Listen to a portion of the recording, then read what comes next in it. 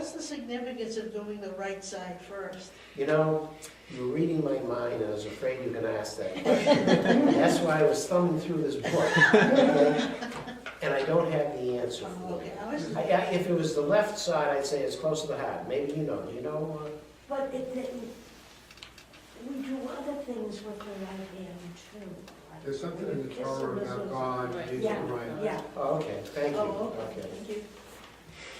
Because the thought came to mind when I would think because the heart is on the left side. Yeah, But okay. anyway, thank you, everybody, for your input. David? So my mother described when she passes away, she wants to be in a special dress that she has. Okay. Everything else she wants to follow the religion. How do you deal with, Yeah, that's a good question. That's a good question. We're not judgmental. We like to accommodate to a certain point. If you said to me that your mother would want to be cremated, that's the end of the conversation. On the other hand, if she has a desire to be buried in a favorite dress or whatever, what we do is we first dress the person in the shroud, because that's the traditional way of doing it. And then if we've had men that want to be dressed in their favorite sports coat or whatever, or women in their favorite dress, and we would put the dress over the tafrika, over the shroud. So we've met our obligation in the Jewish tradition of doing it right. The shroud should be the closest to the body, and whatever else you want is fine. and the talit that is used, is that, is it their talit, is it? We like to use, if the person has a talus, obviously the preference is to use it. There are two things that happen.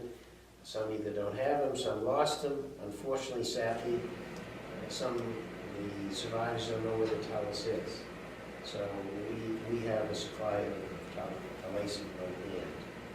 And the significance of what we do is we cut one of the talit, one of the fringes, which means that it's the word is puzzle. It's not holy. Because the body is symbolically is no longer with us. I understand the difference in going to dust as rapidly as possible, line box and no embalming Right. the holes. And I'm intrigued and wondering about the local regulations vis-a-vis internment in a cement. The liner. Well, see, I'm clear because originally I'm from Connecticut, and it was have a cement, sealed cement. You did or did not? But in, Did you say you yeah, it was Connecticut. required? But is that what you mean by a liner here? Yeah. I mean, Okay. there are some cemeteries that require cement liners. It is contradictory to the Jewish belief because it's really not natural decomposition. But they do it, specifically, they do it for maintenance purposes.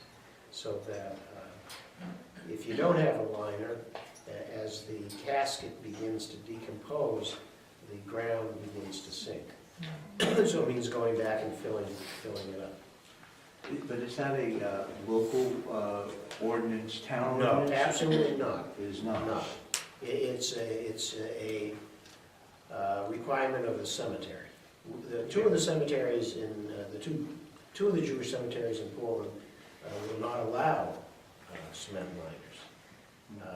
And the conservative cemetery requires them for maintenance purposes. You know, yeah, it's interesting, just as an aside. How does that get reconciled? Because I'm not theological. Well, it gets reconciled, at least by the rabbi, not by me, in the fact that there's a hole in the bottom of the liner. Okay. Okay. But we're working on that. What we're basically, I'll tell you what we're working on, is to see, if you can picture this, is to put the casket on the ground and then put the liner upside down. Oh. There's always a way. Jews always figure out a way. Okay. That would be, from my point of view, much more appealing than something. But you know, it's interesting, you bring up an interesting point that I want to share with you. A couple of things. I get requests from the Christians to play this disc quite frequently once they hear about it. And they're taken aback. They're impressed with what we do. The other thing is, I don't know if you people have read the paper, but the Christians are out excited about a new kind of burial. It's called a green burial. And a green burial is nothing more than a Jewish burial. So I say to them, what's the big deal? They've been doing it for thousands of years. But there are a couple of, there are now two, what they refer to as natural cemeteries in the state of Maine. One is in Lymanton and the other one's up in Orrington, up near Bangor, where there can only be wood caskets, if there are any caskets at all. You can be buried without a casket, absolutely no embalming. And this is one of the biggest things about environmentalism, the fluids that are emitted once the body starts decomposing. So anyway, it's a kind of a turn of events that people have all of a sudden become very, very interested in natural burials. Well, it may show, like I always thought, like some of it comes from respect, but some of it's practical too.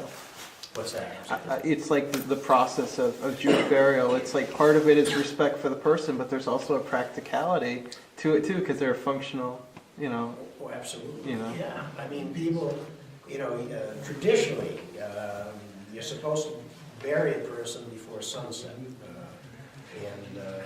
One time that was, I think, a couple of reasons. One for health reasons, but the other is once the body is buried, then the spirit is left free,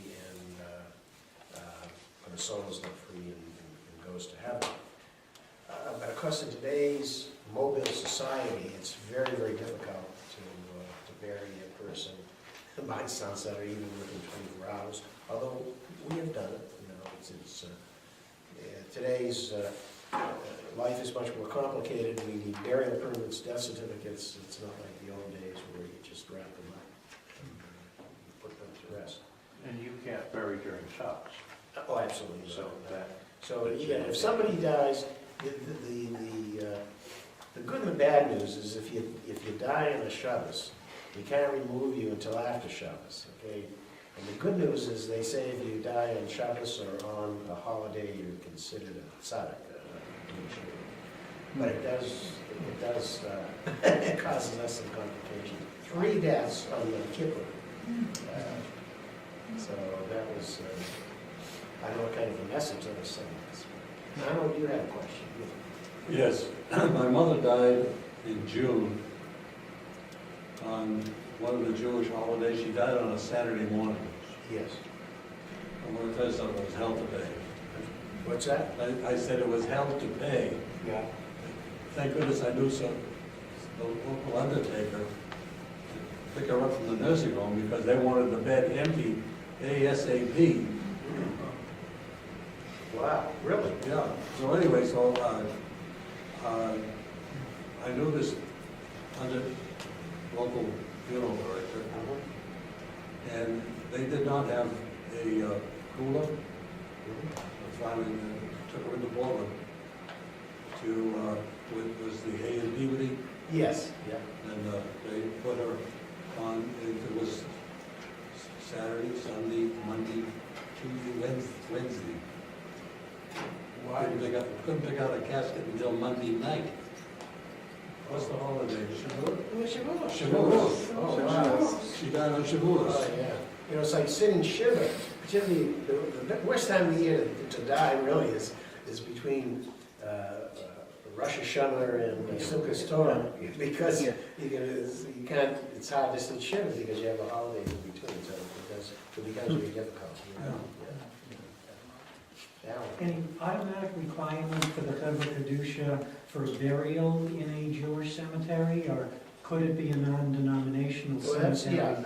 that's a subject that we're going to discuss. Yeah. Okay. Sure. Yeah. David? So let's say someone